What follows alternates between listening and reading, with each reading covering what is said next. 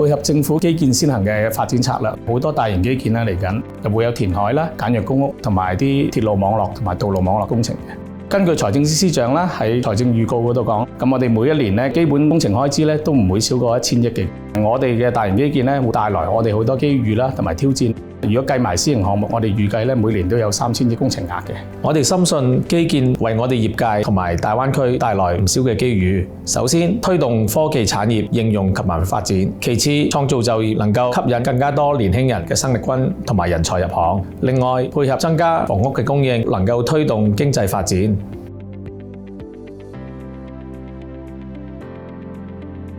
受惠於 AI 嘅多元化業務背景，我哋係一間提供多元化建築相關服務嘅公司，主力提供服務俾公營機構，例如建築署、醫管局、機管局。同時，我哋都積極開拓私人市場。過去3年嘅疫情俾我哋唔少嘅艱難，但係都俾咗我哋唔少嘅發展機遇嘅。咁我哋喺過去工程都完成咗我哋幾個大型嘅項目啦，例如機場嘅洗手間啦，我哋透過一個新嘅科技啦 ，DFMA 啦，咁我哋將嗰個機場喺好短嘅時間度完成，同埋交翻俾機管局嘅。咁而我哋過去完成咗好多休閒嘅設施項目啦，例如葵涌公園同埋康寧道工程。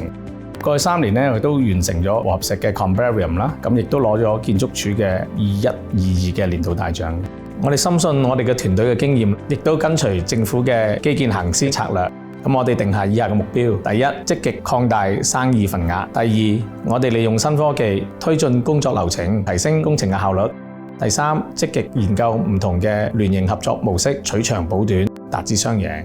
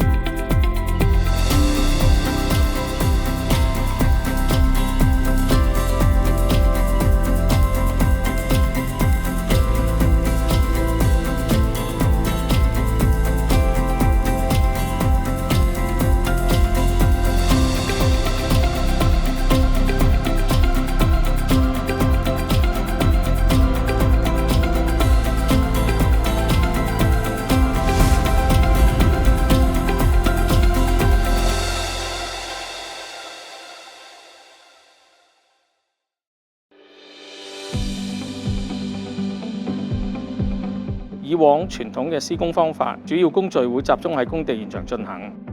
而 DFMA 係一門着重簡易生產同裝配效率嘅設計方法，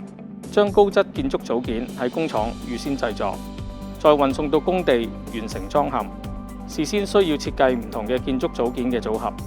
配合 BIM 建築信息模型以及 3D Point Cloud 等嘅技術，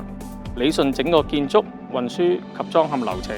以確保喺最短嘅時間裏邊完成。喺呢個項目上，我哋就採用咗 DFMA 先預製後裝嵌嘅概念，先喺內地廠房完成80%嘅工作，預製洗手間內嘅指定組件，包括洗手櫃、廁所間隔同埋飾面等等。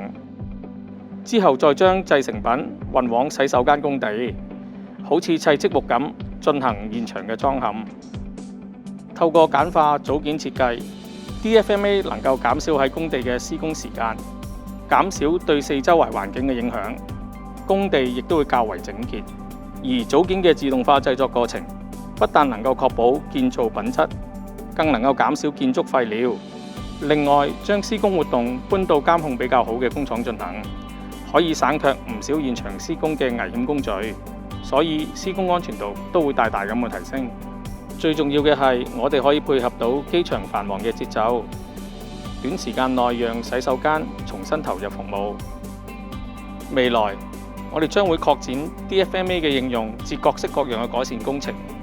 從而提升工程質素、降低成本、縮短工時以及提升工地嘅安全。